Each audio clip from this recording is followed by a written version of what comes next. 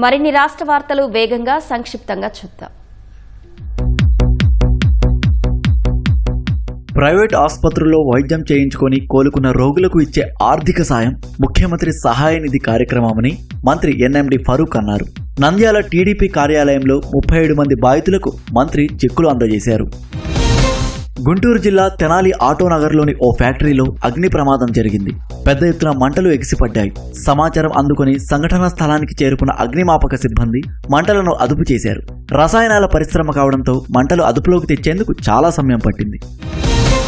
గుంటూరు శివారులోని సత్యసాయి ట్రస్ట్ ఎదురుగా జాతీయ రహదారిపై జరిగిన ప్రమాదంలో 10 మంది గాయపడ్డారు. కారును మినీ వ్యాన్ ఓవర్టేక్ చేసే క్రమంలో ప్రమాదం జరిగింది. క్షతగాత్రులను సమీప ఆసుపత్రికి తరలించి చికిత్స అందిస్తున్నారు.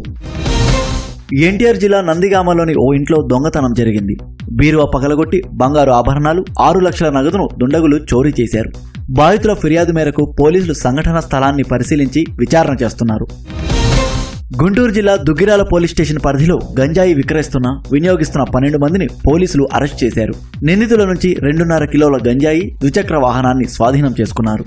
ఒడిశా పరిసర ప్రాంతాల నుంచి గంజాయి తీసుకొచ్చి స్థానికంగా విక్రయిస్తున్నట్లు పోలీసులు వెల్లడించారు. ఎన్టీఆర్ జిల్లా మైలవరం మండలం చంద్రగూడెంలో రాంగ్ రూట్లో వచ్చిన వాహనాన్ని తప్పించే క్రమంలో ఆర్టీసీ బస్ అదుపు తప్పి పొదల్లోకి దూసుకెళ్లింది. ప్రమాద సమయంలో బస్సులో 40 మంది ప్రయాణికులు ఉన్నారు. ఎవరికి ఎటువంటి గాయాలు కాకపోవడంతో ప్రయాణికులు ఊపిరి పీల్చుకున్నారు. విజయవాడ గుణదల విద్యుత్ సబ్స్టేషన్లో అగ్ని ప్రమాదం జరిగింది. హైటెన్షన్ తీగల నుంచి నిప్పురవ్వలు నేలపై పడి గడ్డిని అంటుకొని మంటలు చెలరేగి ఉండవచ్చని అధికారులు భావిస్తున్నారు. మంటలను గుర్తించిన అధికారులు విద్యుత్తును నిలిపివేసి అగ్నిమాపక సిబ్బందికి సమాచారం అందించారు. ఫైర్ సిబ్బంది మంటలను అదుపు చేశారు. పల్నాడు జిల్లా సత్తెనపల్లి సబ్ జైలులో జీవిత ఖైదీ పరారయ్యాడు. ఓ హత్య కేసులో ముద్దాయిగా ఉన్న శ్రీనివాసరావు సబ్ జైలులోని పెట్రోల్ బంక్లో పనిచేస్తున్నాడు. డ్యూటీ సమయంలో జైలు నుంచి పరారవడంతో జైలు సూపరింటెండెంట్ పోలీసులకు ఫిర్యాదు చేశారు. ముద్దాయి కోసం గాలింపు చర్యలు చేపట్టారు. కృష్ణా జిల్లా నాగాయలంక మండలం వక్కపట్లవారిపాలెం వద్దనున్న పాత ఓఎన్జీసీ డ్రిల్లింగ్ పాయింట్ పక్కన మంటలు చెలరేగాయి.